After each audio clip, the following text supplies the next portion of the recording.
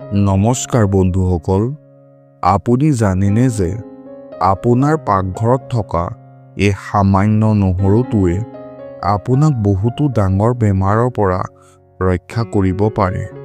কিন্তু ৰ'ব, আপুনি যদি ভুল ধৰণে বা ভুল সময়ত নহৰু খাই আছে, তেন্তে ই আপোনাৰ লিভাৰ আৰু পেটৰ বাবে বিষ সদৃশ হৈ পৰিব পাৰে।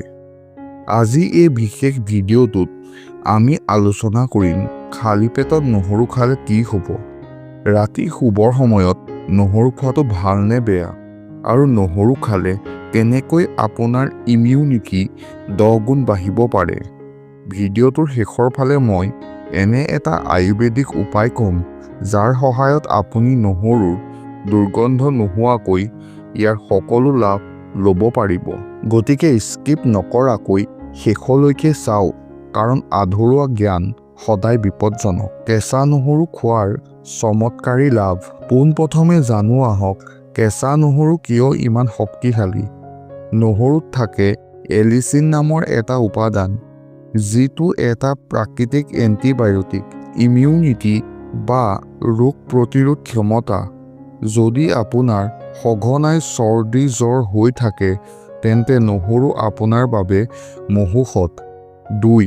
হৃদযন্ত্ৰৰ বাবে ই বেয়া কলেষ্ট্ৰল কম কৰে আৰু ৰক্তচাপ নিয়ন্ত্ৰণত ৰাখে। 3. ডিটক্স, ই শৰীৰৰ পৰা টক্সিন বা লেতেৰা বস্তুবোৰ উলিয়াই দিয়ে। 4. ছালৰ উজ্জ্বলতা, নহৰু খালে তেজ পৰিষ্কাৰ হয়, যাৰ ফলত মুখৰ শালমন আৰু ক'লা দাগ আঁতৰি ছালত গ্ল' আহে। খালী পেটত নে ৰাতি, কোনটো সময় শ্ৰেষ্ঠ? বহুতেই সোধে নহৰু কেতিয়া খাব লাগে। খালী পেটত পুৱা। আয়ুৰ্বেদৰ মতে পুৱা খালী পেটত নহৰু খোৱাটো আটাইতকৈ বেছি ফলদায়ক। ই মেটাবলিজম বৃদ্ধি কৰে আৰু ওজন কমাত সহায় কৰে।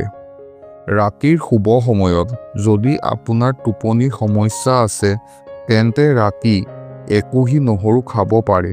কিন্তু সাৱধান, যদি আপোনাৰ গেষ্ট্ৰিক বা এচিডিটিৰ সমস্যা আছে, তেন্তে ৰাতি কেঁচা নহৰু নাখাব।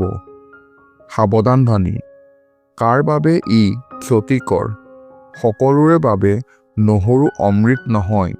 যদি আপুনি অতিমাত্ৰা নহৰু খায়, তেন্তে ইয়াৰ পাৰ্শ্বক্ৰিয়া ভয়ানক হ'ব পাৰে।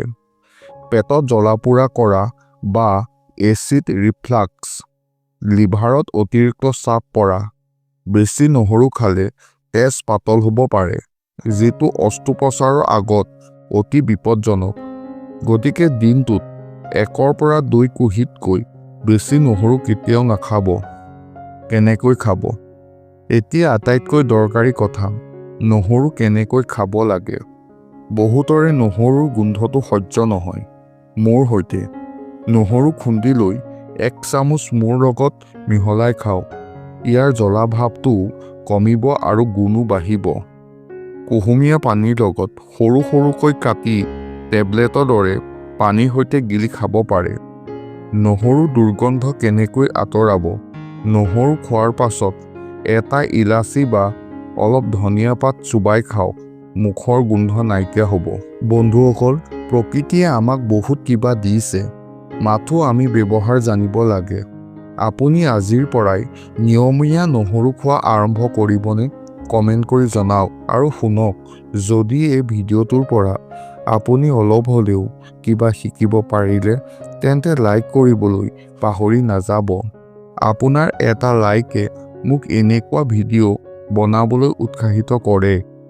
যদি আপুনি নিজৰ আৰু নিজৰ পৰিয়ালৰ স্বাস্থ্যৰ যত্ন ল'ব বিচাৰে, তেন্তে এতিয়াই আমাৰ চেনেলটো ছাবস্ক্ৰাইব কৰি কাষত থকা বেল আইকনটো টিপি দিয়ক।